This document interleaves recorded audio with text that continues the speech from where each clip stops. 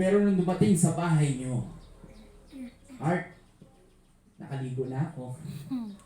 Heart, eto yung kape, ito yung merienda. Magmerienda ka na. Siguro yung asawa mo maninibago sa'yo. Ha? Ano kayo nakain ito? Bago pa lang ako umuwi, galit na kasi late na naman akong dumating eh. Pero nung pag-uwi ko sa bahay, iba! Ang tindi noon.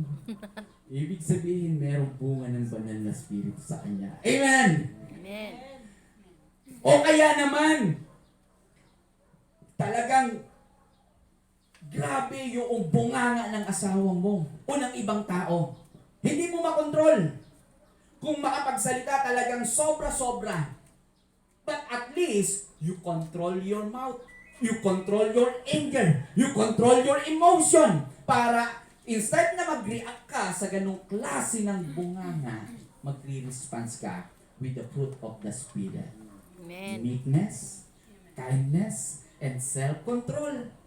Hindi mo makontrol kung ano yung nangyayari sa mga anak mo, but at least, nakokontrol mo yung peace sa heart natin. Amen. Magtataka ka na rin lang minsan sa sarili mo, hindi naman ako dati ganito, ganon. Dating ganyan. Ay, grabe nung hindi ako mananampalataya. Diba? Okay? Pero ngayong Kristyano ka na, nagtataka ka na sa patuloy na pag-spend mo ng time sa pananalangin, pagbabasa ng mga salita ng Panginoon, patuloy na pagpupuri, pagsamba, okay? So doon mo nakikita na para bang kung sa sarili mo lang, alam mo na hindi ka pwedeng magbago at hindi mo kayang baguhin yung sarili mo. But it is the Holy Spirit working in you because you are allowing yourself to have an intimate relationship doon sa source ng fruit na walang iba kundi si Jesus Christ. Amen po ba? Okay, so yun po yung una. The fruit of the Spirit is a spontaneous work. Natural. Okay, natural po yan.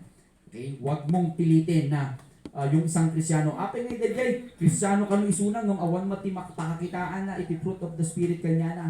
O, ay baka naman hindi siya connected doon sa source. Di ba? So, huwag mong paghanapan. Dahil, huwag mong sabihin din sa anak mo, ang tagal-tagal mo ng Kristyano, ang tagal-tagal mo ng born again, wala ka pa ring peace, wala ka pa ring kindness, huwag mo siyang paghanapan. Ang tignan mo kung siya ba ay connected sa vine. Dahil kung connected yan sa vine, sigurado yan, natural na magbubunga yan. Number 2, last. The fruit of the Spirit is not seasonal, but continual. Sabihin nga natin, not seasonal, Seasonal. but it is continual. Okay. Alam ba natin yung mga puno na mga perennial trees na tinatawag, perennial plants, hindi lang siya seasonal. At I think yung mga berries yata, perennial yan all year round na pwedeng mamunga. Okay, nakatulad ng mga strawberries, okay, blueberries, blackberries, cranberries, okay, meron bang ganon? Okay. So, yung mga berries na yan, all year round yan na namumunga. Hindi yan seasonal. Yung bunga ng banal na spirito, hindi yan seasonal. Amen. Pastor, nakita ko po yung fruit of the Spirit saan? Sa asawa ko. Bakit? Kasi nung binigay ko yung buong sahod ko sa kanya, aba, gentle. Aba, napakabait niya. Aba, okay. Di ba, may ganon? Paano nung nakalimutan mong ibigay yung mag-remit sa kanya o bigyan siya ng ganito? Ay, ang tindi, pastor, nawala yung self-control. O, seasonal yun.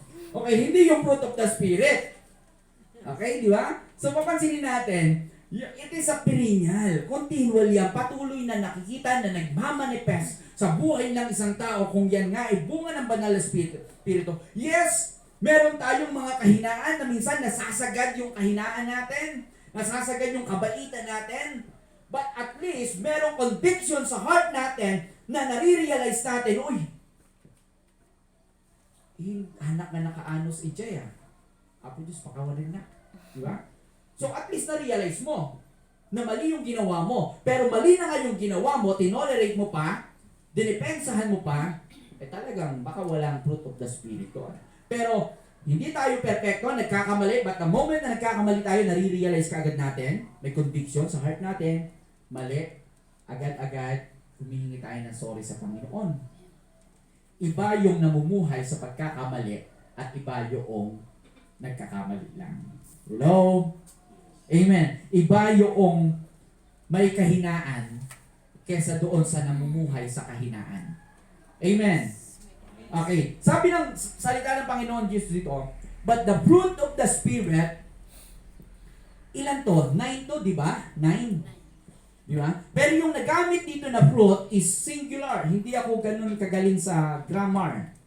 Pero kung titignan natin dito yung nagamit na word is fruit of the Spirit. Walang S. Hindi siya plural. Dahil kung 9 yan, dapat merong S yun. Pero ang nagamit dito is fruit. Ibig sabihin, yung author dito, tinignan niya yung siyam na yan as one and as complete, as a whole na bunga ng banal na spirito, na ang ibig sabihin, hindi pwedeng may love ka na wala kang joy kung yan ay bunga ng banal na spirito. Hindi pwedeng wala kang kindness na meron kang goodness kung yan ay bunga ng banal na spirito. Ibig sabihin, ng 9 na yan, hindi pwedeng paghiwa-hiwalayin. Kaya nga yung number 9 is a complete number. Amen. Amen. Kaya nga kahit lahat ng anong number na i-times mo sa 9, ang sagot 9 eh. 9 times 1. Ilan? 9 times 1? Okay, 9, di ba? Okay, pag plus 10. Okay, 9 times 2. Ilan? 18. O, paano naging 9 yung pastor? Okay, tignan. Solusyon na natin. Paghiwalayin mo yung 1 at saka 8. Tapos ipa-plus mo. Ilan ang sagot? 9. 9 times 3. Naku, matulog. 27. O, hindi naman 9 pastor. Paghiwalayin uli natin yung 2 at saka 7. Tapos ipag-add mo. Ilan ang sagot? 9. O, 9 pa rin. May paraan pa rin para maging 9. 9 times 4. Ha? 36. O, paghiwalayin uli natin yung 3 at saka 6. Tapos ipag-add mo, ilan ang sagot? 9. Talagang kompleto talaga yung number ng fruit of the Spirit. Na isa lang dapat to. Hindi. Okay. Itutuloy pa ba natin hanggang 8? O 9 times 9? Okay. O, marami na sa inyo nagta-times ng hanggang 9. 9 times 9. 81, di ba? Okay. 8 plus 1 equals 9. 9 times 8, 72. Okay, 7 plus 2 equals 9. 9 times 6. Ilan? 63. Okay. Paghiwalayin mo uli. Okay, subukan natin sa ibang number. Okay, 5 times 1. 5. 5 times 2. 10. Paghiwalayin mo yung 1 at saka 0. Ilan ang sagot? Okay, 1. So, hindi pwede. Yung 9 lang talaga. Okay, kaya huwag natin kakalimutan that the fruit of the Spirit na 9 na yan is a complete package of the fruit of the Spirit sa buhay ng mga mananampalataya. Hindi mo po problemahin, Pastor, meron akong joy pero ang hirap ma-develop yung self-control sa akin. Hindi mo problema yan. Problema ng banal na Espiritu yan. Ang problema natin kung paano tayo nakakonect sa Panginoong Diyos, sa Panginoong Jesus, sa banal na Espiritu, because it is the fruit of the Spirit and not fruit of human effort. Amen po ba?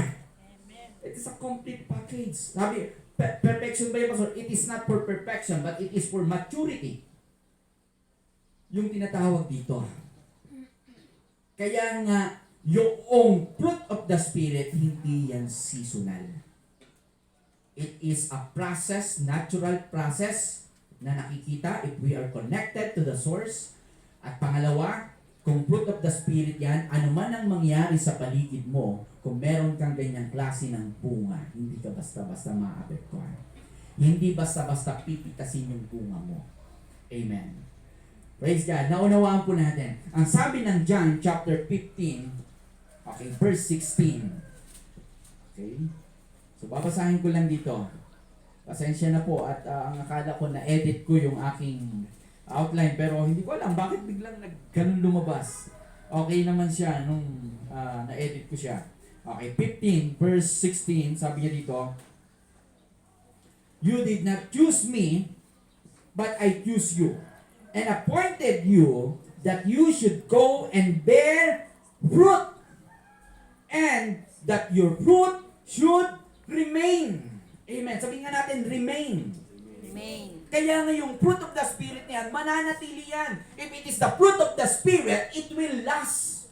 Pwede kang gumawa ng kabutihan dahil sa human effort, pero kung yung kabutihan na yan ay galing lamang sa sarili mo, kapag ginawang ka na ng kasalanan, madali ka na magsawa.